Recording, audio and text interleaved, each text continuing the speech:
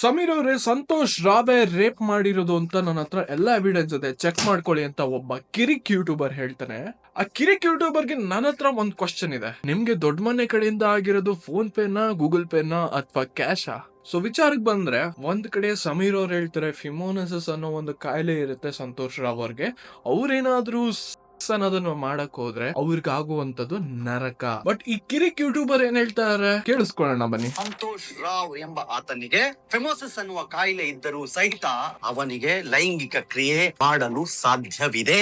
So ಕಿರಿಕ್ YouTuber ಅವರು ಹೇಳ್ತಿರೋ ಪ್ರಕಾರ ಸಂತೋಷ್ ರಾವ್ ಅವ್ರಿಗೆ ಫಿಮೋನಿಸಿಸ್ ಅನ್ನೋ ಕಾಯಿಲೆ ಇದ್ದರೂ ಕೂಡ ಅವರು ಮಾಡೋದಕ್ ಸಾಧ್ಯ ಅಂತ. ಪ್ರಾಕ್ಟಿಕಲಿ ನೋಡೋಣ, ಅವ್ರಿಗೆ ರೋಗ ಇದೆ. ಆ ರೋಗದ ಗುಣಲಕ್ಷಣಗಳೇನು? ಅವರು ಮಾಡಕ್ಕಾಗಲ್ಲ, ಬಟ್ ಅವರು ಮಾಡಕ್ಕಾಗತ್ತೆ ಅಂತ ಇವರು ರಿಪೋರ್ಟ್ ಅಲ್ಲಿ ಕೊಡ್ತಾರೆ. ಹೇಗೆ? ಕಿರಿಕ್ ಯೂಟ್ಯೂಬರ್ ಅವರೇ, ಎವಿಡೆನ್ಸ್ ಅನ್ನೋ ಹೆಸರಲ್ಲಿ ಖಾಲಿ ಪೇಪರ್ ಗಳನ್ನ ತೋರಿಸಿ ಜನಗಳನ್ನ ಮೋಸ ಮಾಡಬೇಡಿ.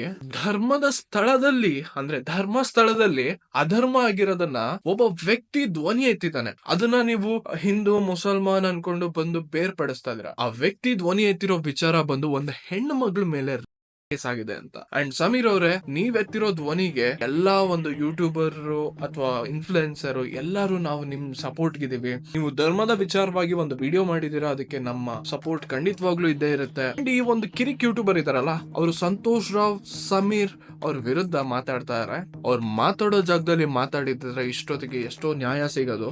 ಮಾತಾಡೋರ್ಗೂ ಬಿಡಲ್ಲ, ಮಾತಾಡೋದು ಇಲ್ಲ. Hats off to you Sameer. ನೀವ್ ಎತ್ತಿರುವಂತ ಒಂದು ಧ್ವನಿ ಇಡೀ ಕರ್ನಾಟಕಕ್ಕೆ ತಲುಪಿದೆ. ಒಂದ್ ಹೆಣ್ಮಗುಗೆ ನ್ಯಾಯ ಸಿಗ್ಲಿ ಅಂತ ನಾವಂತೂ ಬೇಡ್ಕೊಂತಾ ಇದೀವಿ.